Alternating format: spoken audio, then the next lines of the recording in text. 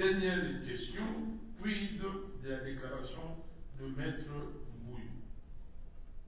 Vous savez, il y a des gens qui sont des mythomanes ou il y a des gens qui sont des rêveurs. Si M. Mbouillou rêve, qu'il continue de rêver. M. Mbouillou, je vais vous dire, être clair avec vous. Si lui me dit combien de fois lui et moi nous sommes vus, qu'il me le dise.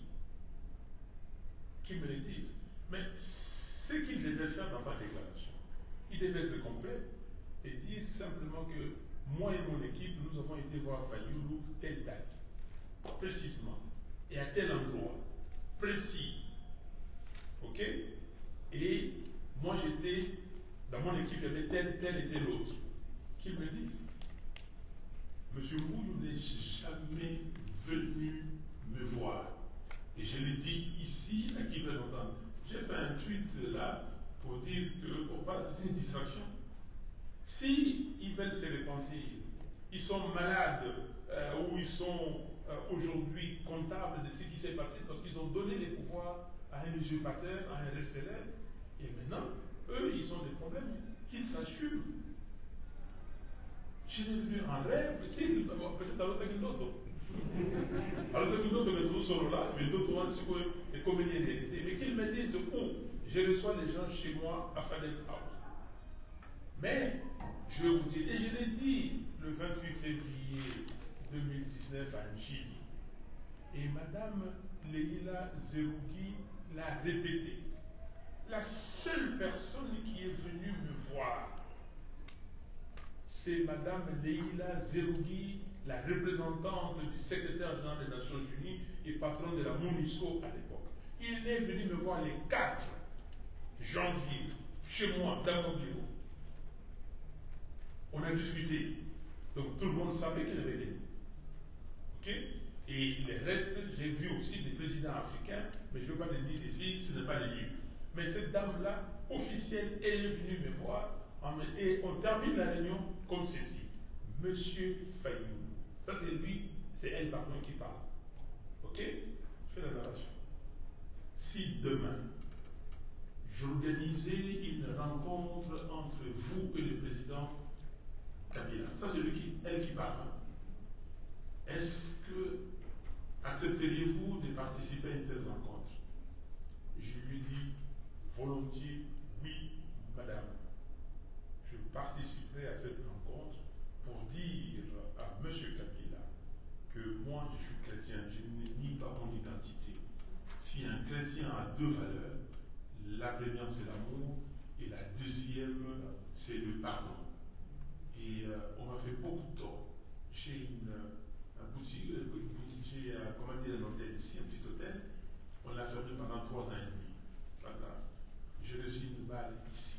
On m'a tabassé comme du poisson pourri. Tout ça, je ne tiens pas compte, c'est les combats pour le développement de ces pays, pour la libération de ces pays. Donc, je suis volontiers. Madame, vous pouvez organiser ça partout où vous voulez, sauf à Kingakati, parce que c'est une propriété privée. Vous pouvez organiser partout. Voici ce que j'ai dit, madame. La dame a dit, souris jusque-là, M. Fayoulou. Je suis très content et il est parti. Rendez-vous le lundi 7 dans mon bureau à 10h. Vous entendez? Et le lundi 7 à 8h, la MONUSCO m'a appelé pour dire que les rendez-vous est reporté à 14h, le même lundi. Et nous sommes partis. Moi, mon directeur de cabinet Jean-Claude Malimou et M. Mouzitou, à l'époque, nous étions tous dans la Mouka et lui il est parti. Il était aussi avec quelqu'un à 4.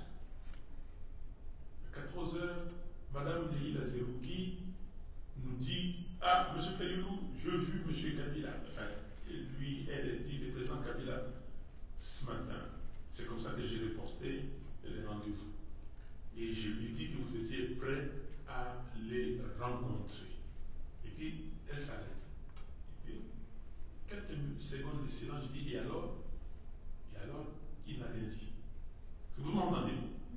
Allez dire à M. Mbouillou, si on lui a donné une mission qu'il n'a pas remplie, et qu'il ne raconte pas des bêtises. Madame Leila Zerougui est vivante. vivante, elle est là. Lui poser la question. Les témoins sont là. Monsieur Kabila n'a rien dit. Mais ce que je veux vous dire, les quatre là, quand j'ai vu Mme Leïla Zerouki, quand elle m'a proposé, elle dit que si j'ai organisé une rencontre avec le président Kabila, accepteriez-vous de participer? Mais le deal était déjà fait. Le deal était déjà fait. Et c'est comme ça que, quand Leïla Zerouki lui a dit qu'il n'a rien dit, le deal était fait. Le deal était fait le 2 ou le 3 janvier. Je peux vous raconter beaucoup de choses, mais quand je vais écrire mes mémoires, vous les aurez, parce qu'il ne faut pas tout sortir aujourd'hui, vous les aurez, il y a des choses intéressantes. Le deal était déjà fait. J'ai eu les catholiques après, quand ils sont partis voir Kabila. Quand Kabila leur a dit, vous avez les résultats, si vous voulez qu'il y ait du sang dans ces pays, publiez-les. Le deal était fait. Alors que ce monsieur vienne... Dites-moi, chers frères et sœurs, chers compatriotes, dites-moi, quel est le problème que je devais avoir si M. Kabila a dit que, voilà, c'est moi qui gagne? Quel est mon problème? Je ne veux pas lui accorder des faveurs outre mesure, je ne veux pas... Et la justice, moi je ne suis pas la justice. Moi je ne veux pas faire la justice des individus, comme ce que Tshisekedi est en train de faire aujourd'hui. Salomon est en je ne sais pas où il est, et faire des perquisitions par-ci, par-là. Mais qu'est-ce qu'il y a exactement? Quel est le problème? Moi je ne suis pas là pour empêcher les gens de manifester, je ne suis pas là pour, comment dire, instrumentaliser les dossiers. Non. Je vous le dis et je le répète. Je devais faire mon travail et je ferai mon travail conformément à notre constitution, conformément aux lois de la République. Alors, les gens qui cherchent des fuites en avant, ce n'est pas mon problème. Donc, il faut lui demander si son rêve, vraiment, il avait revu son rêve, mais il a vu peut-être mon souci, mais pas moi. Voilà. Alors, on termine vos questions. Jonas. Le seul moyen que Félix Tshisekedi utilise, c'est la dictature, la terreur. Je suis d'accord avec vous. Que faire pour que les Congolais n'aient pas peur demain? C'est continuer à parler aux Congolais. C'est continuer à dire aux Congolais ce que moi j'ai fait, qu'il y a que Dieu qui est l'éternel, qui est éternel. Il n'y a que lui. Nous tous nous allons mourir un jour. Quand vous me voyez devant les policiers, devant les militaires, faire ce que j'ai fait, je suis un humain comme vous. La seule chose, dans ma foi chrétienne, je sais que je mourrai un jour, mais je mourrai quand Dieu voudra que je meure. Et moi, je ne suis pas Dieu pour commencer à me disputer avec lui et tout ça, je meurs pas. Lui, il sait les jours où je vais mourir. Et c'est comme ça que je vais. Je suis rentré à Kinshasa le 13 novembre dernier. Vous avez vu comment on a mis plus de 2000 policiers et d'autres militaires habillés en tenue de policiers pour m'empêcher. Mais je suis descendu de l'aéroport, j'ai dit qu'on va marcher dans ces boulevards Lumumba jusqu'à chez moi. Nous avons marché. Ils ont tiré, mais les gens étaient là. Ils ont blessé les gens, mais j'étais là, dessus, sur la voiture, et avec les mains comme ça. Ils pouvaient tirer, mais ça, c'est pas mon problème. Donc, il faut continuer. Et vous, ici, vous avez une responsabilité énorme. Vous savez, j'ai été au département d'État avant-hier. J'ai été au Congrès hier. J'étais à Net hier. Quand je discute avec les Américains et tout ça, qu'est-ce qu'ils disent? Là, you have to be vocal. Vous devez parler, vous devez défendre votre pays, vous devez vous organiser. Vous avez des sénateurs ici, vous avez des députés ici. Congressman. Ok? Vous les avez, allez discuter avec eux, présentez les problèmes du Congo, présentez. Quand vous allez vous toquer, parce elles sont obligées de vous écouter, de vous recevoir. Ils vont amener des problèmes. Ils vont peut-être amener les problèmes au Foreign Committee là-bas pour discuter qu'est-ce qui se passe au Congo. Ils vont poser la question au secrétaire d'État, qu'est-ce qui se passe au Congo. Ils vont poser la question à la sous-secrétaire d'État chargée de l'Afrique, qu'est-ce qui se passe au Congo. Si vous vous croisez les bras, vous attendez que le monde fasse son affaire par une génération spontanée, vous n'aurez pas de résultats. Tous ceux qui ont eu des résultats dans ce monde, parce qu'ils ont parlé de leur pays, Zelensky, vous le voyez comment il se met en short comme ça, il est partout. Pourquoi vous ne le ferez pas? Pourquoi nous, Congolais, nous sommes timorés? Je me pose la question. 110 millions d'habitants et en capitale île ici, nous sommes incapables d'envahir ces capitales et de dire, voilà, nous faisons un programme. Il y a 50 États. Ok? Nous allons prendre 50 jours. 50 jours. Premier jour. Tels les gens de... Bon, Washington n'est pas compté, mais prenons Washington. Et les environs là, le Maryland. Premier jour, vous allez le faire. Deuxième, les gens de Virginia. Troisième, les gens de Illinois. Quatrième, les gens de Texas. Cinquième, Californie. Vous dites que nous allons amener à chaque fois 50 personnes. Si vous pouvez 100, vous amenez 100. Si vous pouvez même 30, vous allez avec vos pancartes inscrits. Voilà ce que vous voulez. Les Congos doivent être libérés. Les Congos ceci, les Congos. Moi, j'ai travaillé pour une société qui est devenue après ExxonMobil, mais qui s'appelait d'abord Mobil avant qu'on fasse la fusion. Nous étions en Afrique du Sud. Une grande société énorme en Afrique du Sud. Et nous avons quitté l'Afrique du Sud avec d'autres sociétés américaines simplement parce que notre bureau 52nd Street à New York, tous les matins, 2, 3, pas plus, activistes qui venaient en tenant comme ça un placard. Mobile est en train de sponsoriser l'apartheid. Mobile tous les matins. Nous avons vendu cette société, en tout cas, on a vendu cette société à 100 millions de dollars, une note. Et puis après, vous devez faire le South Africa Reentry. J'ai participé au projet. J'étais en South Africa Reentry, on a donné 1 milliard pour racheter la même société. Juste quelques activistes. Pourquoi vous ne vous organiserez pas? Vous dites que, voilà, on va le faire au Capitole Hill, on va le faire au département d'État. Pourquoi, cher frère? Pourquoi vous êtes timoré? Pourquoi vous ne parlez pas pour votre pays? Quelle est votre mission sur terre? Pourquoi Dieu a fait que vous soyez des Congolaises et des Congolais? Ça, c'est ce que je vous laisse ici et à vous de réfléchir. Godefroy, donnez votre version la veille de la publication. Qu'est-ce qui s'est passé? Le travail dirigé. La veille de la publication, mon frère, ça c'est une très bonne question. Ça, c'est des choses qui, de temps en temps. La veille de la publication, voilà, nous étions à l'hôtel Fleuve Congo, dans une salle, où il y avait Félix Tshisekedi, c'est comme ça. Donc, Félix Tshisekedi, Kamele derrière.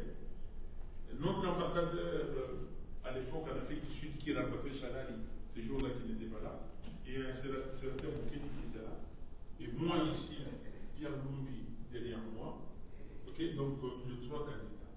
Et là, au fond de la table, il y avait M. Nanga, président de la commission électorale, et derrière lui, quelqu'un de la commission.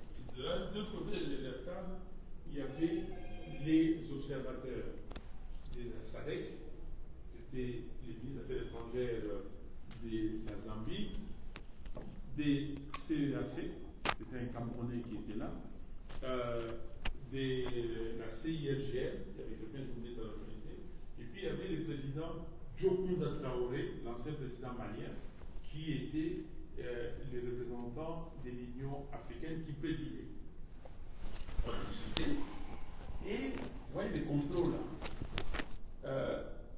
On a discuté. Et Félix Tshisekedi pose la question à Nanga. Est-ce que vous allez toujours publier les résultats comme prévu? Je crois que c'était les 9. Et Nanga se fâche. Il dit, oui, c'est moi qui publie les résultats, c'est la CENI. Ce n'est pas la MONUSCO, ce n'est pas l'Église catholique. C'est moi qui publie les résultats. Donc, mais si on ne va pas faire le 9, on vous dira ce qu'on va faire. Vous avez compris. Le monsieur, les Camerounais de la CEAC, il dit ce monsieur a un problème. Il pleure. Il pleure, mais il faut l'écouter. Parce qu'il a dit que non, comment, même si vous prenez les pouvoirs, vous allez prendre le seul, est-ce que vous ne pouvez pas discuter avec les autres? Est-ce que. Le monsieur de la CEAC s'adresse à moi, dit il a des problèmes. Est-ce que vous ne pouvez pas l'aider, vous ne pouvez pas parler avec lui? Je dis monsieur, j'ai parlé avec tout le monde ici, sauf vous, y compris le président Doukounda Traoré. J'ai déjà parlé avec lui des jours avant. Mais si vous avez le temps, comme on ne peut pas maintenant parler, si vous avez le temps, on parlera. Il dit non, malheureusement, je pars ce soir. Et le président Doukounda Traoré dit parlez-lui maintenant. Il me donne l'air. Je dis, monsieur Nanga que vous voyez là, c'est mon frère en Christ. Nous prions dans la même église, lui, Félix et moi. Monsieur Nanga, j'ai dit beaucoup de choses, je l'ai aidé, je discute avec lui. Il m'appelle grand frère. Posez-lui la question si on ne discute pas. Il dit que, oh non, vous ne voulez pas discuter. On discute. Monsieur Nanga, notre pasteur, un jour a fait une prédication sur David. Et je l'ai appelé. J'ai dit, tu es où? Il dit que je suis à l'église, je sors. Je lui ai dit que cette prédication, c'est pour toi. Vous sauvez la vie.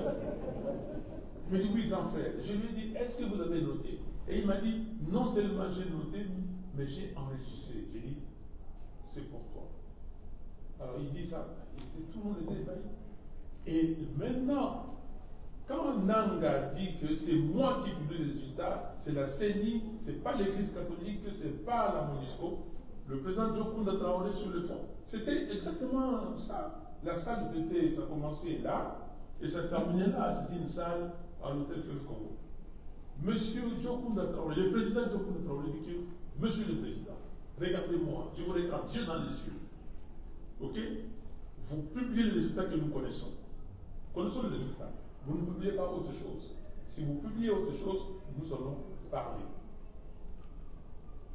Et on a terminé la réunion et il m'a appelé. Là, il dit, M. Fayou, vous avez gagné. Vous n'avez pas gagné avec 50% ou 51%, vous avez largement gagné. Et puis, on sort à l'extérieur, il va faire la conférence de presse. Il met Félix là, lui ici, moi là. Fait la conférence de presse. Ok, mais il n'a pas dit devant tout le monde que j'ai gagné. Ça, c'est... Donc, voici ce qui s'est passé. Maintenant, les gars sont partis. Pendant qu'on parlait là, ce jour-là, les deals étaient déjà faits.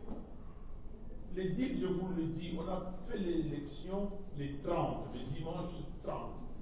Le lundi 31, à 9h du matin, ils avaient tous les résultats. Les résultats qu'ils avaient disaient que Fayulu a gagné et ils ont tout fait pour changer les résultats, ils n'ont pas pu. Ils ont demandé à Nanga et Bassengesi de confectionner les résultats. Ça, nous sommes le 31, le lundi au matin. Et le mardi, ils avaient commencé autre chose. Le premier, le deal était fait. Quand Mme Leïla est venue, c'était fait. Quand on a fait cette réunion, alors vous me posez la veille, qu'est-ce qui s'est passé? Et je vous dis tout ce qui s'est passé. Et ce qui s'est passé aussi, après, Tshisekedi avait déjà été à Kingatati pour signer les deals avec M. Kabila. Alors, je vais terminer avec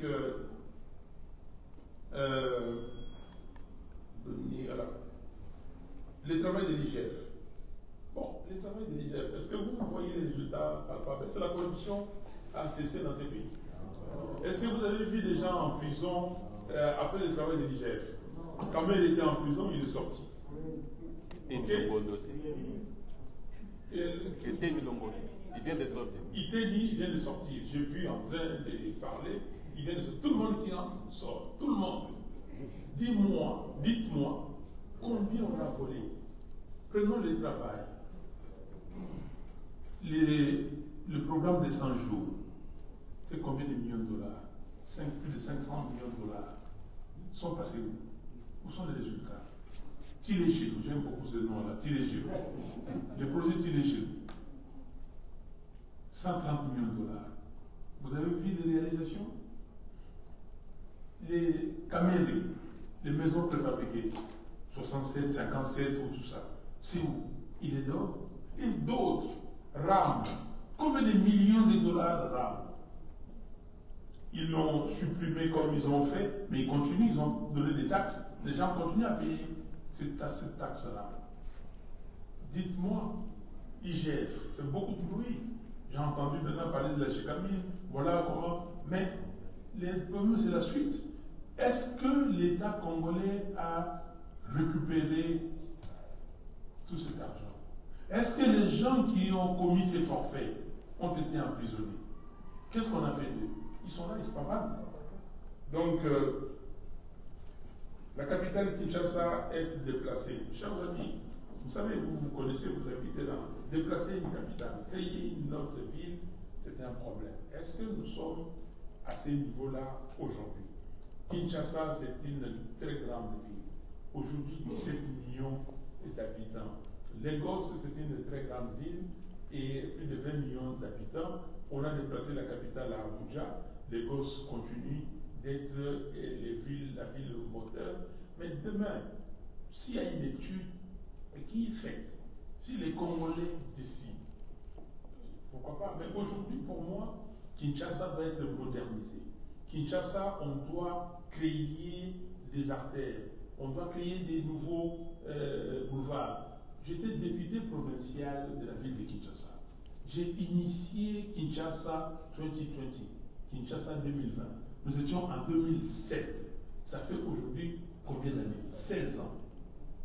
Et nous avons fait on devait faire des autoroutes, on devait faire beaucoup de choses. On n'a pas fait. Que fait les gouverneurs de la ville de Kinshasa avec son gouvernement? Que fait l'Assemblée provinciale de Kinshasa? C'est que les députés provinciaux de Kinshasa gagnent, 48 députés. Et ce qu'ils gagnent par mois, par an, plus ce que les gouverneurs prennent dans les caisses, dans la caisse du gouvernorat, pour donner, pour corrompre ces députés-là. Cet argent-là, c'est énorme. Si cet argent, si on n'avait pas cette institution-là, on pouvait créer des routes avec ça. Bon, maintenant, on l'a. Qu'est-ce que ces gens-là font? Ils ne contrôlent pas les gouverneurs. J'apprends que les présidents de l'Assemblée, Godin Poyi et discutent avec les gouverneurs. Ils se sont réconciliés. Voilà, ils se sont réconciliés comme si c'était leur argent. Vous comprenez? C'est une affaire d'amis, des copains et des coquins, et sur le dos des gens. Donc la capitale ça, c'est la volonté des Congolais. Un jour, si vous demandez aux Congolais, et que les Congolais, ça doit être comme ça se passe ici. Il faut créer des focus groups, il faut poser des questions aux gens, il faut discuter, il faut une équipe d'experts, et pour c'est pas demain la veille. Voilà, chers amis. Merci beaucoup. Mes chers amis, le temps nous a parti. Nous allons prendre évidemment la dernière partie des questions. Et on sera avec M. Pembele qui était déjà prêt pour cette question. Là, je dois me présenter, c'est Charlie Pembele, juriste de formation puis architecte.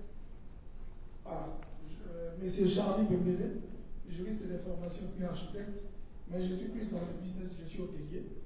Mais je viens de fermer d'ailleurs par rapport à tout ce qu'il y a comme taxe. Je préfère hôtel de la Funa et puis hôtel de l'eau. Je préfère fermer pour qu'on ait fait à la fin du mois, je crois que c'est mieux. Surtout que les gens n'ont pas de boulet, ce qu'ils vont payer encore. Ça, c'est notre question. Monsieur le Président, j'aime bien même votre expression quand vous avez dit cher Martin. J'emprunte ça. Cher Martin. En parlant de villes mortes, enfin, disons, ça c'est là que je voulais chuter. Vous avez dit que vous avez une balle, vous a frôlé tout ça. Oui, je sais, j'avais vu à la télé tout ça, il y avait des impacts, tout ça, c'était vraiment très compliqué. Vous avez pris beaucoup de risques. Moi, en fait, je ne crois pas à la démocratie, peut-être quand c'est le pouvoir, parce qu'on dit, donner le pouvoir à quelqu'un pour le découvrir. Mais moi, je vous fais confiance, j'espère que vous n'allez pas me décevoir. Parce qu'à la fois, parce que je vais voter pour vous, et puis prochainement, on fera le même. Bon, je dis ceci. Mais pourquoi ne pas changer de stratégie? Il y a quelqu'un qui m'avait dit, notamment hier, Sandoki, madame était directrice de Bossembo, tout ça, paix à son âme. Mais pourquoi ne pas appliquer ces principes-là, au lieu d'exposer les gens pour éviter le bain de sang, de multiplier plutôt des villes mortes que de faire des marches? Ne voyons pas que si vous faites des marches, il y aura plus de fusion de sang. Deuxième volet, Non, on a plus de temps. Merci beaucoup, monsieur. Je vais parler à propos des témoins, parce que le président a dit si on peut se faire témoin dans les bureaux. Mais on peut aussi glisser des faux témoins, président. Là, il faut faire attention parce qu'on peut aussi glisser des faux témoins qui viendront pour faire disparaître les preuves. Mais comment est-ce qu'on va faire? Quand viendrait-il pour mettre fin? S'il vous plaît, messieurs, laisser la parole aux autres. Nous allons prendre le deuxième intervenant et puis le troisième pour clôturer. C'est monsieur.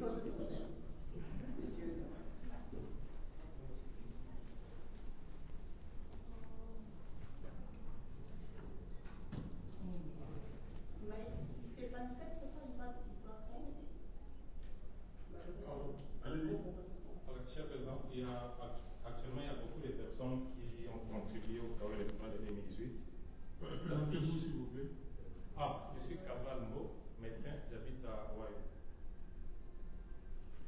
Il y a beaucoup de personnes qui ont contribué au chaos électoral de 2018 qui aujourd'hui s'affichent en opposant notamment Corneille Nangaa et tant d'autres. Quel sera votre avis si ces gens aujourd'hui acceptent de vous rejoindre pour lutter à votre côté?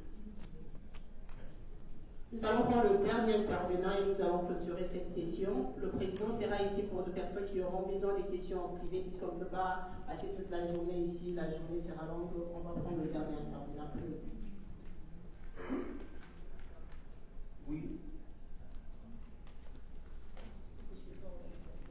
Moi, je réponds au nom de Jonas Achala.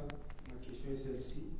Quelle est votre alternative politique pour la sécurisation de la RDC et le maintien de la paix et la stabilisation de la zone est du pays? Merci. Merci beaucoup. Nous allons clôturer notre jeu de questions. Papa Chokomide, c'est notre doyen. Nous lui accordons une question. S'il vous plaît, papa. Vous serez le dernier. Je ne vais pas pécher.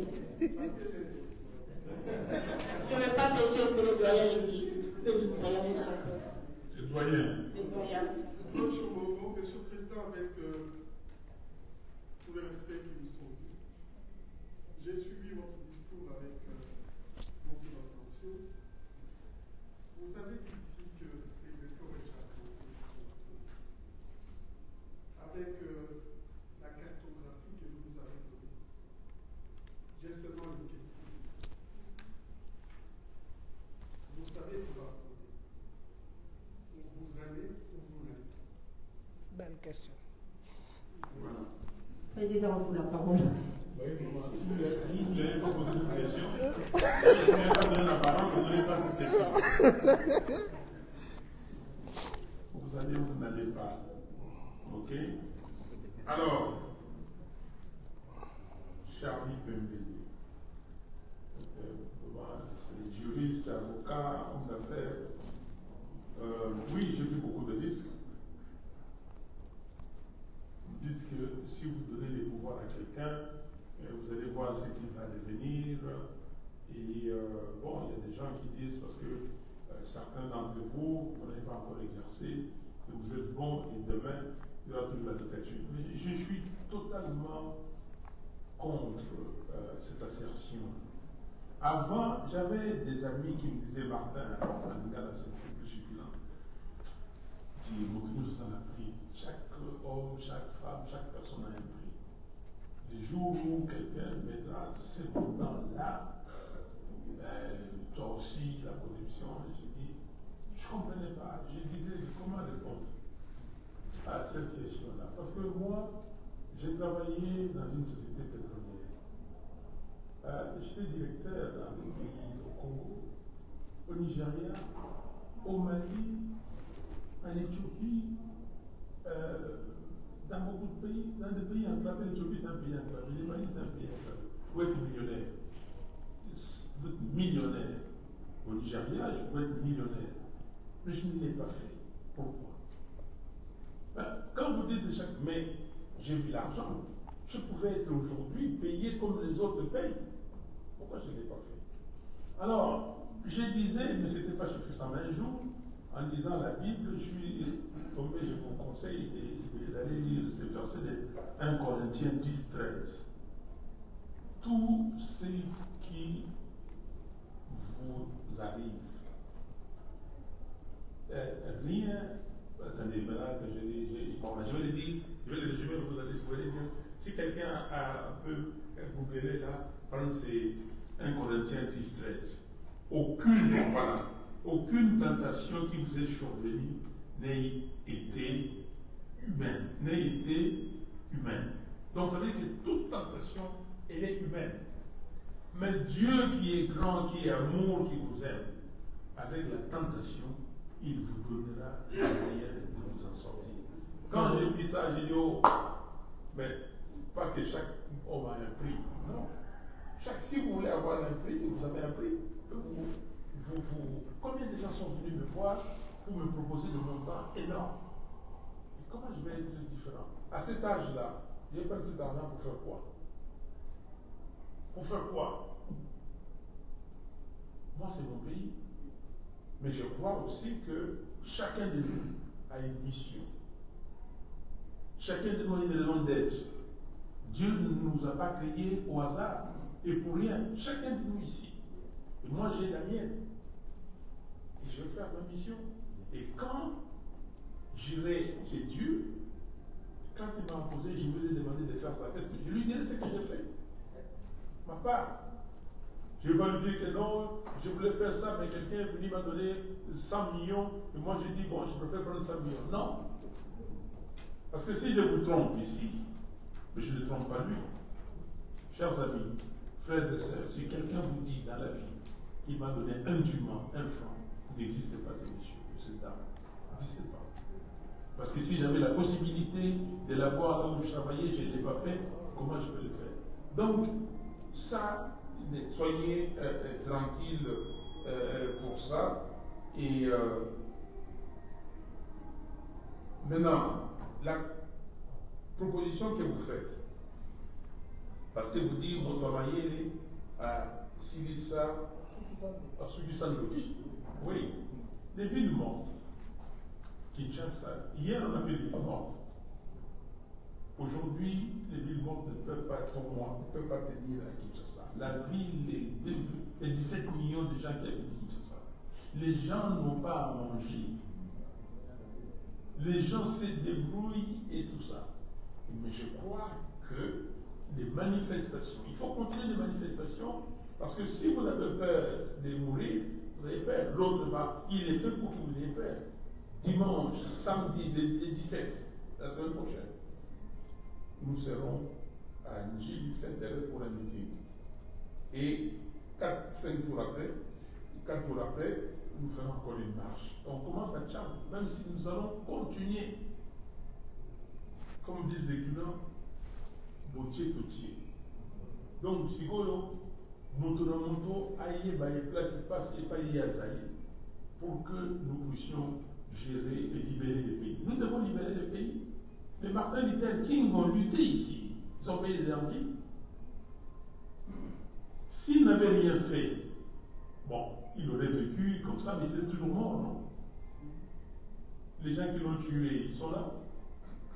Les gens qui ont tué Lumumba, ils sont encore là. Il reste peut-être 2 ou 3. Ils vont partir. Ici, aujourd'hui, je vous ai dit que l'âge médian au Congo, c'est 19 ans. Les gens de mon âge, nous ne sommes que 2,5% au Congo aujourd'hui. Et demain, je vais mourir. Ceux qui sont morts, est-ce qu'ils ont choisi de mourir? Est-ce que c'est moi qui ai les secrets pour ma mort ou pour ma survie? Donc, il ne faut pas avoir peur. Nous allons continuer. Et Tshisekedi va fléchir. Mobutu a fléchi, Kabila a fléchi. Et ce n'est pas Tshisekedi qui va nous battre. Voilà. Alors, les faux témoins. Oui, on peut avoir des faux témoins. Mais vous savez, ne sous-estimez pas le peuple congolais. Vous avez vu ce qui s'est passé au stade des martyrs. On a payé des gens. Ils sont partis. Les gens me disaient, ah non, voilà, on va retourner ce stade. J'ai dit, mais oui, Congolais, surtout, on va la voter.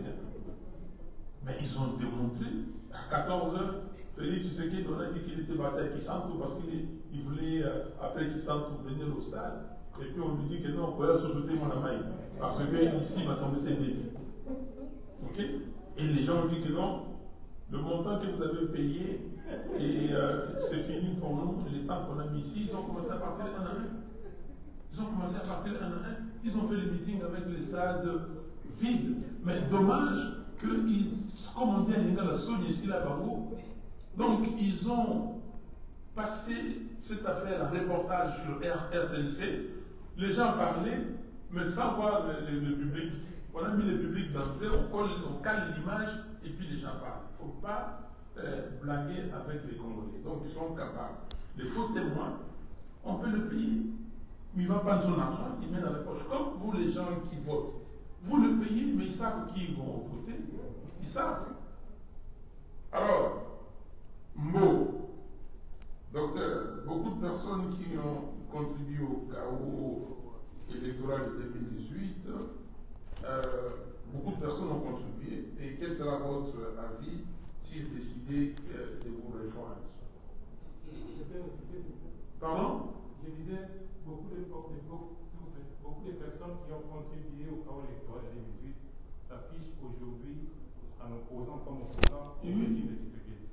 Quel sera votre avis s'ils acceptent de rejoindre de votre écho? Parce que c'est pour ça que j'ai dit. Oui, c'est ça. Je voulais que vous puissiez dire ça.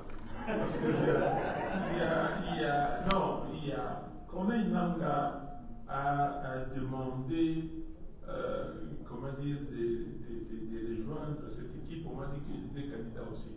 Mes chers amis, il faut quand même avoir beaucoup d'égards pour le peuple congolais. Si Corneille Nangaa veut combattre, qu'il combatte de son côté, qu'il combatte. J'ai vu qu'il a sévèrement critiqué les fichiers électoraux. Mais lui-même, il a confectionné un fichier électoral corrompu. C'était pas fiable son fichier électoral, avec 10 millions d'effectifs. Il a traîné, lui, qu'est-ce qu'il a fait? On dit que non, il fait zone, il commence par une zone. Et puis après 3 mois, il a étendu la confection du fichier électoral pendant longtemps. C'est moi qui l'ai pris. Si vous, parce qu'il y a des tableaux, si vous prenez les Sankourou, prenez 2006, les Sankourou avaient 200 quelques mille électeurs. En 2011, les Sankourou a eu 400, c'était 400, 600, et puis en 2018, on a estimé que les Sankourou devaient avoir 800 quelques mille électeurs. Mais quand ils sont partis enrôler, ils ont enrôlé au Sankourou 2 100 000. Et à cette époque, les Sankourou, 2 47 000. Il y avait à peu près 2 200 000 personnes. Sur 2 200 000, vous enrôlez 2 47 000 personnes. J'ai sorti ça et j'ai parlé sur le RFI et tout ça. Et le RFI a appelé Nangaa. Nangaa a dit, écoutez, c'est moi qui donne ces chiffres. C'est vrai. À cette époque-là, ils publiaient les chiffres régulièrement. Chaque semaine, on publiait. Et c'est ce qu'on a demandé à Kadima de faire. Et cette publication des chiffres nous permettait de faire notre monitoring et pour critiquer. Ok? Mais comment il a trouvé? Et en faisant cela, de 2 47 000, ils ont ramené les Sankourou à 1 100 000. Comment voulez-vous faire un travail comme ça, c'est-à-dire sur le terrain? Et vous dites que vous avez enrôlé 2 100 000 et vous en avez près d'1 million. Est-ce que c'est un travail normal? Donc ce sont les chiffres qu'ils balancent et tout ça. Kinshasa doit être à chaque fois bas pour privilégier les provinces où ils peuvent tricher plus facilement. Nangaa, c'est un monsieur qui a sa place en prison. Ok? Je le dis et je le répète. Il ne peut pas, il le faut. Bon, je vous ai dit que le pardon, c'est chez les chrétiens, on peut pardonner, mais avant de pardonner, il faut qu'il se répande. Ok? Il doit demander pardon au peuple congolais. Oui. Non, il a déjà, mais tu sais, dans des cercles privés, il est dit, dans les cercles privés, mais il faut qu'il passe devant la télé pour qu'il dise la vérité, dans les cercles privés et qu'il se répande. Et s'il se répand, bon, là, on va voir. Mais maintenant, aujourd'hui, il vient, il se pavane, et puis il dit que non, les fichiers, mais lui aussi, il a confectionné un fichier, comment dire, corrompu. Mais ce qui est vrai, cherchons à ce que le Congo gagne. Ce n'est pas un individu. Nous tous, nous devons gagner. Donc, dénonçons les mal. Ceux qui ont fait le mal hier, s'ils confessent, qu'ils se répandent et qu'ils disent qu'ils ne le feront pas, qu'ils jurent, alors qu'ils démontrent. Dernière question, non, avant dernière question, Jonas. Quelle est votre politique pour la sécurisation de la RDC? C'est là-dedans. Je vous dis, pour la sécurisation de la RDC, il y a le premier bloc, le prérequis, l'état de droit, l'intégrité territoriale. Et c'est là où l'armée, il faut avoir une armée forte, service de sécurité, la police pour sécuriser le peuple. Nous allons, j'avais fait moi les programmes de 100 jours. C'est moi qui étais le premier à faire le programme, les vrais programmes de 100 jours, où j'ai dit que je déplacerai les camps Kokolo de Kinshasa et je les situerai à Beni. Je créerai un camp Kokolo à Beni et je mettrai en place des unités de surveillance des frontières. Et je mettrai en place des unités d'alerte qui vont surveiller et des unités d'intervention rapide. Donc c'est l'armée. C'est un plan, ça existe. Avec l'armée bien formée, on a déjà ça et le reste, vous pouvez lire dans les manifestes. Alors, doyen, Claude Chaumont, le décor est déjà planté, oui. Vous allez ou vous n'allez pas? Très bonne question. Je peux vous répondre directement, mais j'ai dit ceci. La MONUCA a signé une déclaration dernièrement, il y a quelques jours, au début de cette semaine, mercredi. Et la MONUCA a dit qu'en son temps, nous, la MONUCA, nous avons dénoncé les fichiers électoraux corrompus des Nanga, et maintenant, nous dénonçons la loi portant répartition des sièges que l'Assemblée vient de passer, qui est passée aussi au Sénat. Nous dénonçons, nous exigeons un fichier fiable pour des élections crédibles. Et là, j'ajoute, nous ne laisserons pas passer des élections avec ces fichiers électoraux. Nous ne pouvons pas accepter des élections avec ces fichiers électoraux. Je crois que je suis clair. Les gens disent boycott, ce n'est pas les boycotts. Les boycotts, ça veut dire qu'on organise des élections et puis vous dites vous boycottez, vous n'allez pas. Mais nous disons, nous ne laisserons pas passer des élections avec un fichier corrompu. Nous allons tout faire pour que les fichiers soient retravaillés. Nous allons faire, et sinon, ce ne sera pas des élections, ce sera une parodie d'élections. Donc la crise de légitimité va continuer. Merci beaucoup. Merci beaucoup, Monsieur le Président.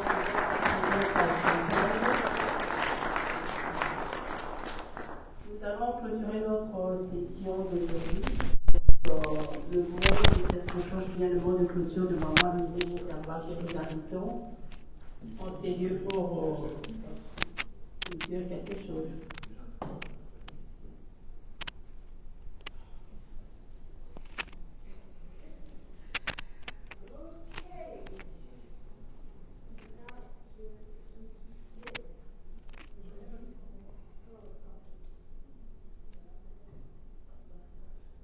Aujourd'hui, je suis ici à Champaign, Illinois. C'est un plaisir de passer toute ma journée avec vous. Je suis businesswoman.